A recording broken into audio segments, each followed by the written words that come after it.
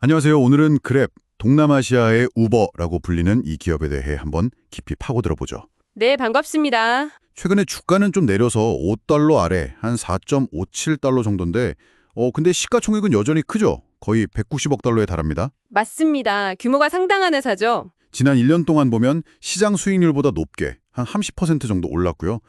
그리고 특히 그 유명 투자자 하워드 막스가 최근에 그랩에 투자를 했다는 소식이 있더라고요. 네, 그게 아주 흥미로운 지점입니다. 이게 뭔가 반전의 신호일까요? 오늘 저희가 제공해 주신 자료들 보면서 그랩의 현재 또 미래 가능성 한번 제대로 짚어보겠습니다. 핵심만 쏙쏙 뽑아보죠.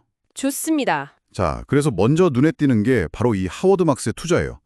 오크트리 캐피털이면 정말 가치 투자의 대가잖아요. 그렇죠. 워낙 유명하죠. 근데 이분이 포트폴리오의 한 1.15%, 대략 한 4,650만 달러 정도를 그랩에 투입했습니다. 지난 분기예요. 네, 상당한 규모죠. 개인 투자자로는. 근데 거의 비슷한 시기에 그랩이 또 15억 달러 규모의 전환사채 발행을 결정했어요. CB라고 하죠. 네, 맞아요.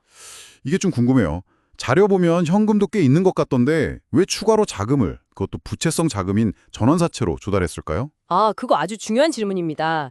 이게 단순히 운영 자금이 부족해서라기보다는요, 좀 더 전략적인 움직임으로 봐야 할 것 같아요. 전략적인 움직임이요. 네, 그랩 측에서는 이 자금을 일반적인 기업 운영 목적도 있지만 전략적 유연성 확보, 그러니까 잠재적인 M&A 같은 거요. 예전에 고투 인수설도 살짝 있었잖아요. 아, 네네. 그런 얘기가 있었죠. 그리고 또 하나가 자사주 매입입니다. 이걸 염두에 둔 것 같아요.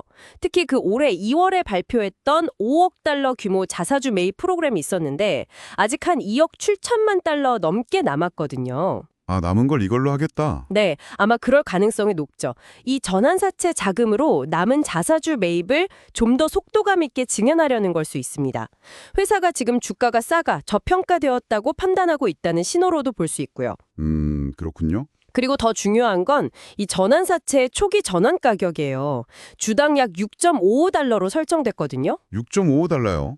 지금보다 꽤 높은데요. 그렇죠. 발표 당시 종가가 4.68달러였으니까 거의 40%나 높은 프리미엄이 붙은 겁니다. 이건 회사가 앞으로 주가가 이 정도 혹은 그 이상으로 오를 거라는 강한 자신감을 보여주는 거라고 해석할 수 있죠. 와, 40%? 네. 그러니까 하워드 막스의 투자랑 이 전환사채 발행을 같이 놓고 보면 지금이 저평가 국면이고 앞으로 주가 상승 가능성이 높다. 여기에 베팅하는 흐름으로 볼 여지가 충분한 거죠. 아하, 그 자금 조달 자체가 어떻게 보면 미래 성장에 대한 자신감의 표현일 수 있다. 이런 말씀이시군요. 네, 맞습니다. 그럼 그 성장의 핵심 동력 역시 동남아 시장이겠죠? 예. 이 지역의 매력은 여전한가요?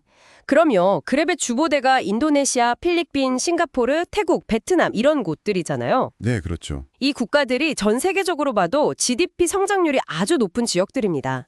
앞으로도 다른 선진 시장보다는 훨씬 빠르게 성장할 걸로 예상되고요. 그랩은 이런 시장에서 특히 모빌리티나 배달 분야에서는 이미 선두주자 자리를 꽤 굳혔거든요.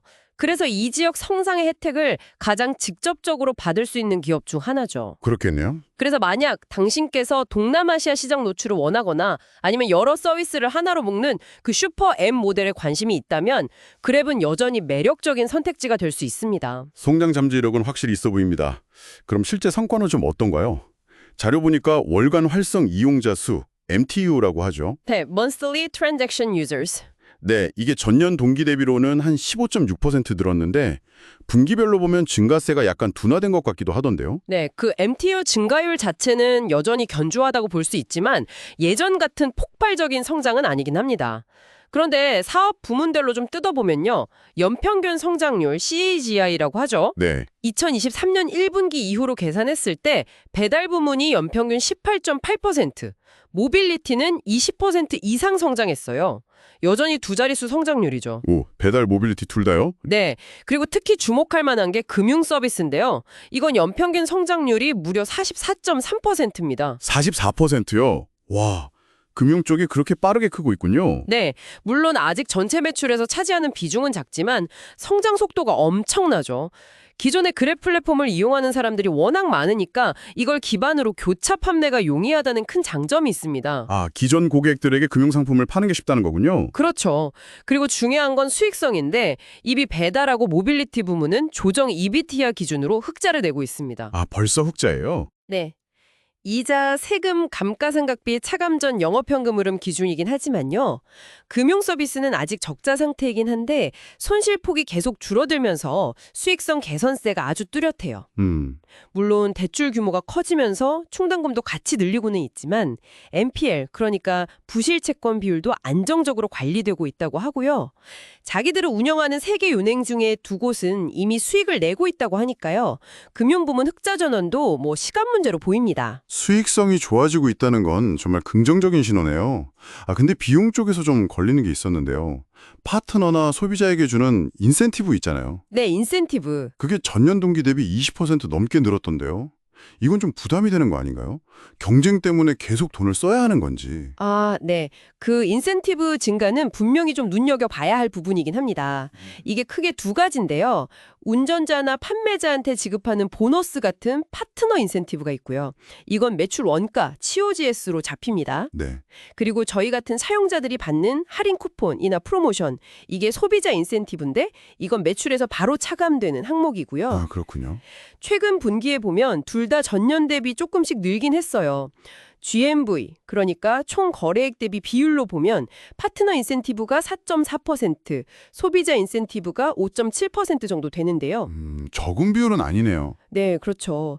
하지만 그랩도 이걸 배속 인지하고 있고 장기적으로는 이런 인센티브 의존도를 줄이려고 노력하고 있습니다.